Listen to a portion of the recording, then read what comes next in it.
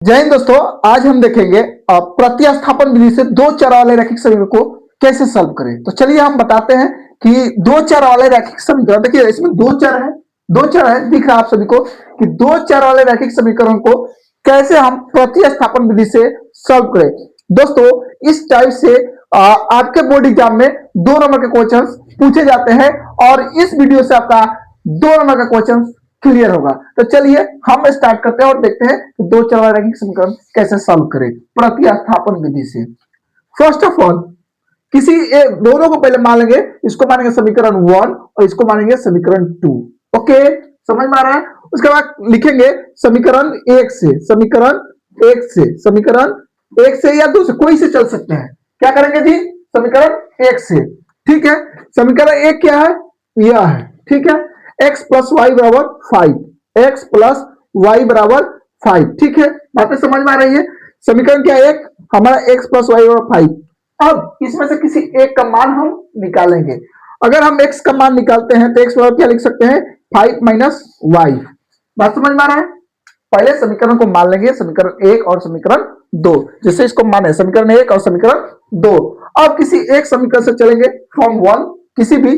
ठीक, फ्रॉम 1 से जब चले तो फ्रॉम 1 क्या है हमारा, x प्लस वाई बराबर 5। और इस समीकरण से दोस्तों हम किसी एक का मान निकालेंगे, वो x का निकाले चाहे y का निकाले, हम बाबू x का निकालें। ठीक है, और इस समीकरण का नाम देंगे हम 3। ठीक है, और लिखेंगे कि समीकरण 3 का, चाहे लिखेंगे x का मान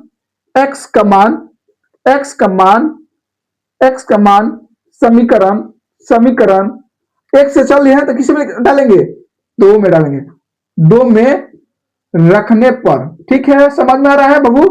रखने पर क्या किया है, क्या किए हैं, समीकरण x प्लस वाई बराबर 5 लिए, y का समीकरण से चल दिए। और देखो इधर, और दूसरा इन दोनों में से किसी एक का मान निकाले, या x का निकालो चाहे y का निकालो। इसमें क्या मान निकाले हैं, x का निकाले। ठीक है, तो x बराबर क्या लिख सकते हैं, 5। इधर जो y है इधर प्लस में, तो उधर जाएगा तो माइनस। ठीक है, इधर गुना होता है तो उधर भाग, इधर भाग होता है तो उधर गुना, इधर प्लस होता है तो उधर, इधर माइनस होगा तो उधर। समझ में आ रहा है, क्लियर। अब इसको मानेंगे समीकरण 3। यहां लिख सकते हैं समीकरण 3 का मान समीकरण 2 में रखने पर, या x का मान समीकरण 2 में रखने पर, दोनों लिख सकते हैं कि x का मान समीकरण 2 में रखने पर या समीकरण 3 का मान 2 में रखने पर, दोनों बात सही है। समझ में आ रहा है। तो समीकरण x का मान समीकरण 2 में रखेंगे। तो चलिए x बराबर क्या है, x बराबर क्या है, 5 माइनस y। तो जहां समीकरण 2 में जहां x होगा वहां क्या रखेंगे, x माइनस 5 माइनस y। यहां देखिए 2x, तो x से जगह क्या लिखेंगे, 5 माइनस y, और इंटू माइनस 3y बराबर क्या है, 4। बात समझ में आ रहा है। अब इसको मल्टीप्लाई कर लेंगे, 5 दूना के 10। देखिए प्लस माइनस माइनस 2y, ठीक, माइनस 3y और बराबर 4। देखिए ये माइनस माइनस प्लस, तो पहले इसे लिखेंगे 10 माइनस क्या आ जाएगा, 5y बराबर 4। समझ में आ रहा है। आगे यहां लिखते हैं। ठीक है, और देखिए इधर है का माइनस में 5y, तो उधर जाएगा तो प्लस में 5, तो उधर वाला की इधर ही लिखते हैं। ठीक है, प्लस 5y, चलो उधर ही लिखते हैं, बराबर को उस साइड जाएगा तो क्या हो जाएगा, प्लस 5y होगा। और देखिए ई4 है, इधर आएगा तो माइनस, तो पहले से इधर 10 है तो ई4 आ गया माइनस में। ठीक है, देखिए 10 में से 4 क्या आएगा, बराबर 5y। देखिए 2 बराबर 3 लिखिए या 3 बराबर 2 लिखिए, कोई दिक्कत है। अगर ऐसे लिख रहे हैं तो लिखने का तरीका बता रहे हैं।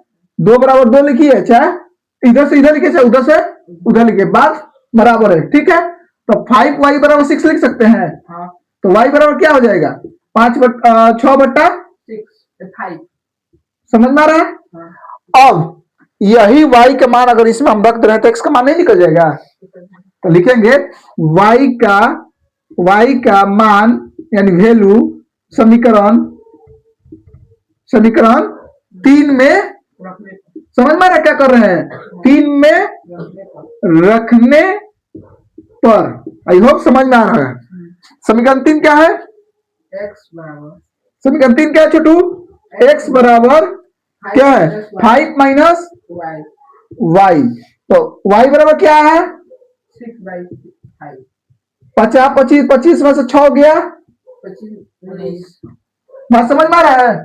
हाँ? क्या किए हैं पहले के मान लिया समीकरण 1 और समीकरण 2, ठीक। उसके बाद क्या किया समीकरण 1 से चले हैं, चाहे समीकरण 2 से भी चल सकते हो, ठीक है। समीकरण 1 से चले हैं तो x प्लस वाई बराबर क्या है 5, ठीक। यहां से किसी एक का वैल्यू निकालते हैं, क्या करते हैं यहां से किसी एक का वैल्यू निकालते हैं। ऑनलाइन वाला भी ध्यान दीजिए, क्या करेंगे x का वैल्यू यहां से निकालेंगे, तो x का वैल्यू निकाल लिए तो क्या निकालेंगे x बराबर 5 पहले से है और इधर से y उधर जाएगा तो माइनस में, समझ में आ रहा है। चलिए और इसको मानेंगे समीकरण 3। अब देखिए अब समीकरण 3 को लिखेंगे कि x का मान या समीकरण 3 का मान समीकरण 2 में रखने पर, ओके समझ में आ रहा है जी। समीकरण x जो भी x का वैल्यू है इसको हम किस में रखेंगे 2 में रखेंगे, तो 2 में रखिए 2 में रखने का मतलब होता है कि जहां जहां x होगा वहां वहां x का मान रखेंगे। बात समझ में आ रहा है। तो x बराबर आया 5 माइनस वाई, यहाँ x तो x को वहां लिख देंगे है?